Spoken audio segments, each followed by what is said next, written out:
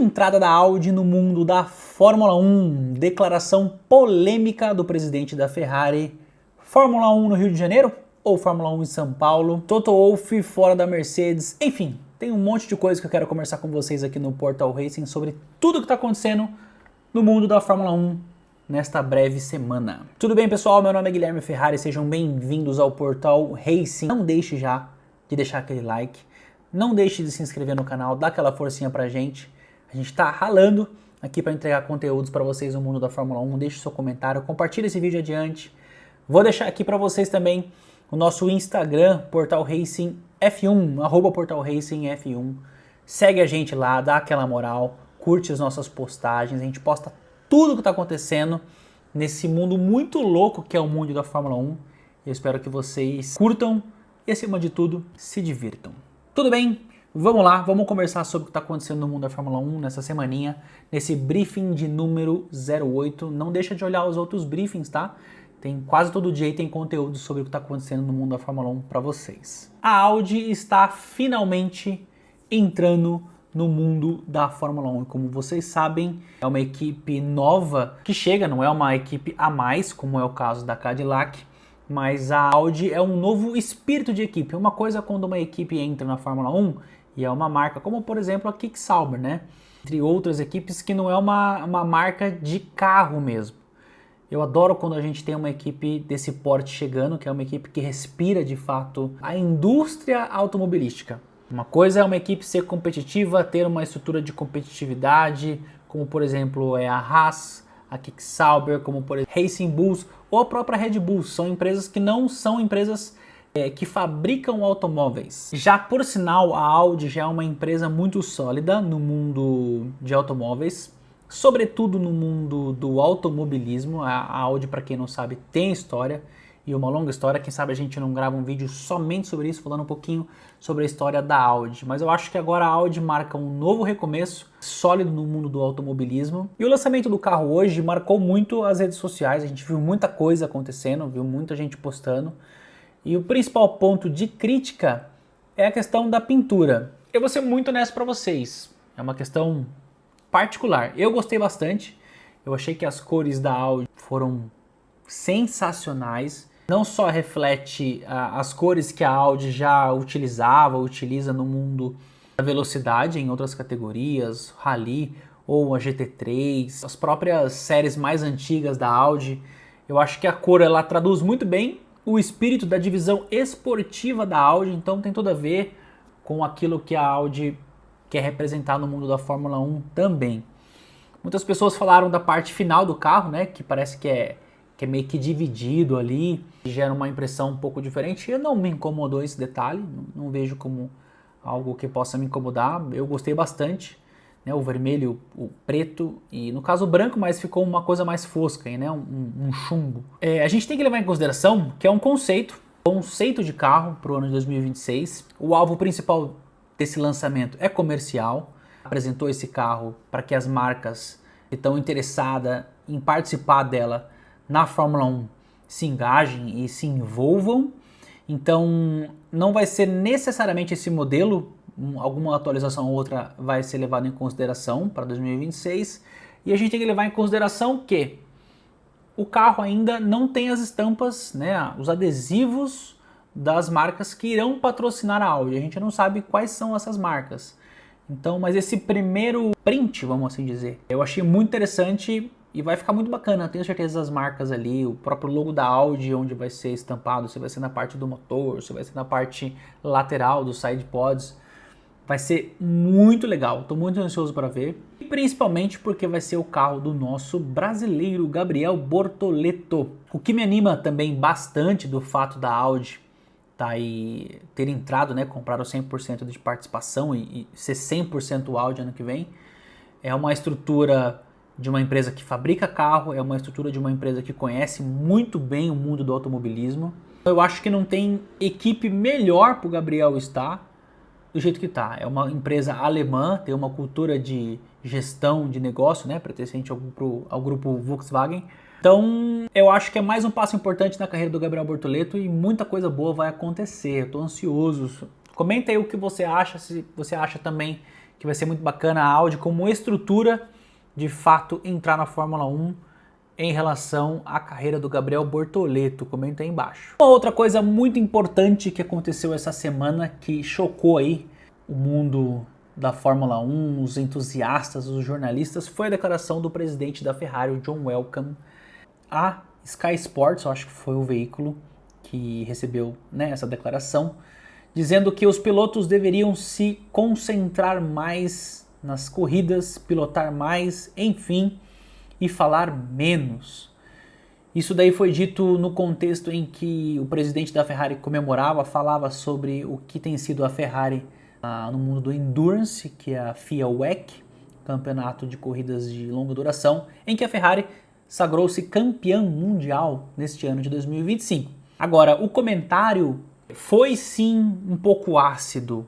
O Joe Welcome, de fato, falou isso para atingir os seus pilotos. Atingiu, se não atingiu, a gente não vai saber.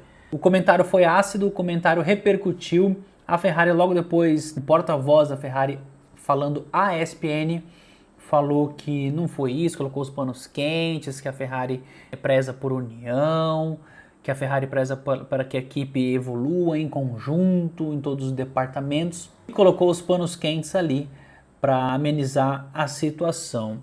Por sua vez, o Hamilton também reagiu nas redes sociais, dizendo que confia em si próprio, dizendo que confia na equipe e que juntos ainda vão construir grandes coisas. E que não vão desistir nunca. O Leclerc também, por sua vez, reagiu, diz que somente uma equipe unida pode sair da onde está a Ferrari, que de fato é no buraco. Na divisão da Fórmula 1, né? Na WEC, a Ferrari ela tem tido os grandes resultados. Agora, por que será que na Fórmula 1 isso não acontece? Eu já expus aqui em outros vídeos, tem nos vídeos anteriores aí falando um pouquinho sobre a Ferrari. Eu acho que o problema cultural da Ferrari, a maneira como a Ferrari se enxerga, a maneira como a Ferrari se entende, a forma de subsistência dela é o principal problema. E o que muda isso? Pessoas. Somente pessoas que mudariam isso. Eu acho que os pilotos em si também deixam a desejar, mas o equipamento, que é a concepção do background, do pessoal que está atrás, concebe aquele equipamento, também não está dando um grande resultado. Portanto, eu acho que o chefe de equipe deveria mudar? Eu acho que deveria mudar. Eu acho que já deu para o Fred Vasseur. A equipe realmente regrediu do ano 2024 para cá e não vejo com bons olhos a mudança de regulamento, a entrada de 2026, que a Ferrari vai encontrar uma bala de prata, vai conseguir sair disso, o Lewis vai se tornar um octa campeão mundial e o Leclerc vai viver grandes momentos tendo um equipamento vencedor na sua mão. Não acho que isso é promissor, não acredito nessa hipótese também. Agora, é engraçado, né, que o Jason Button, ele publicou, acho que foi Twitter, uma postagem talvez no Instagram, preciso me certificar disso daí, dizendo que o exemplo de liderança deveria começar pelo próprio presidente da equipe. Foi uma alfinetada ali defendendo os pilotos. E de piloto para piloto eu entendo que o Jason Button quis dizer que sem uma cultura interna, sem pessoas que de fato construam um bom equipamento, os pilotos não vão fazer por si só milagres. Eu concordo com o Jason Button, não sei se você concorda ou não, escreve aí nos comentários. Eu acho que o presidente da Ferrari também deve ter o seu ego, a sua vaidade um pouco aflorado, o que já é comum da Ferrari, né? Olhando para trás os outros antigos líderes. Talvez isso seja um fantasma que o Enzo Ferrari paira ali um pouco internamente. Vai mudar ou não? Só o tempo vai nos dizer. Fórmula 1 no Rio de Janeiro. Isso daí é possível? A gente nunca diga nunca nesse mundo da Fórmula 1, né? Acho que não só na Fórmula 1, entre outras coisas. O prefeito do Rio de Janeiro, Eduardo Paes, falou que está engajado em querer levar a Fórmula 1 para lá, na construção de um circuito. Guaratiba, um investimento multimilionário que visa levar a Fórmula 1 para o Rio de Janeiro. Assim, é muito complicado porque eu não moro no Rio de Janeiro, não sei como é que tá, não sou entendedor de economia, não é sobre o que eu sou entusiasta e tudo mais. Porém, olhando aqui de São Paulo, a gente olha que a situação no Rio de Janeiro é um pouquinho preocupante. Se você é daí do Rio de Janeiro e nos assiste, escreva aí pra gente entender um pouco melhor e ter uma certa autoridade para falar. Que hoje eu não tenho tal autoridade. Mas a situação do Rio de Janeiro econômica, eu imagino que passa por alguns perrengues. Logo, a construção de um circuito não visa apenas o evento da Fórmula 1. A construção de um circuito, eu imagino que tenha que haver um planejamento como tem em São Paulo, para que o circuito seja lucrativo para o estado em si, para a cidade em si. Sabe que Interlagos não tem só a Fórmula 1, Interlagos recebe shows, eventos, Lollapalooza, The Town, entre outras coisas. Eu acho que é muito difícil a Fórmula 1 sair de Interlagos. O próprio prefeito de São Paulo, Ricardo Nunes, rebateu essa afirmação do prefeito do Rio de Janeiro, dizendo que nunca isso vai acontecer, que os organizadores, a direção está completamente satisfeito com os resultados que eles estão conseguindo aqui em São Paulo. Imagino que se fosse ao contrário, de fato, a organização da Fórmula 1 estudaria um outro local geográfico para realizar a sua prova aqui no Brasil. Mas eu acho que isso talvez seja um pouco mais delirante da parte do Eduardo Paes. Agora, vale a pena construir um autódromo no Rio de Janeiro? Eu acho que vale sim, o automobilismo só tem a ganhar com isso, o automobilismo nacional, mas eu não vejo com otimismo a possibilidade da Fórmula 1 sair, pelo menos nessa década, de São Paulo para ir para o Rio de Janeiro. Escreve aí o que você acha, se isso é possível ou não. Toto Wolff, quando a gente fala Toto Wolff, a gente fala além de um bom líder, né? Tem ótimos resultados, a gente fala de dinheiro. O cara não é só um competidor, o cara também é bilionário. E essa semana cogitou-se a possibilidade dele sair da Mercedes, porque ele estaria em negociações avançadas com a venda de parte dos 33% que ele detém da Mercedes. Eu li em alguns artigos que isso não estaria ligado diretamente com uma mudança de cargo ou uma mudança de gestão, ou a função dele especificamente, mas sim com uma venda mesmo para algum outro fundo ou para alguma outra pessoa, a gente não sabe com quem que ele está tratando. Mas no mundo da Fórmula 1, onde há geralmente uma fumacinha, tem um fogo. Talvez ele de fato venda, e isso é uma especulação de que algumas cifras aí pode chegar em até 6 bilhões de reais, o que seria o negócio mais lucrativo no meio da Fórmula 1 da história. No ano passado a gente teve a venda de uma parte da McLaren para o fundo soberano do Bahrein, que girou em torno de 4 bi. Então só o Toto Wolff, eu não estou falando de uma empresa, só o Toto Wolff vendendo a parte dele poderia superar esses valores aí. É um caminhão de dinheiro, né? Andrea Stella, o chefe da McLaren, ou o superchefe da McLaren, afirmou que o campeonato ainda não está concluído, tentando aí dar uma motivada, principalmente em Oscar Piastri, né? Depois de a gente ver o rendimento dele cair abruptamente, onde o próprio já revelou que nem ele sabe o que está acontecendo. Isso é uma forma também de fazer com que o Norris segure um pouquinho a onda e entenda que há grandes coisas ainda para serem feitas e que erros podem custar não só dinheiro, mas talvez o campeonato. Eu acho que isso é uma declaração um pouco mais polida para amenizar a situação e não considerarmos o Lando Norris como campeão mundial.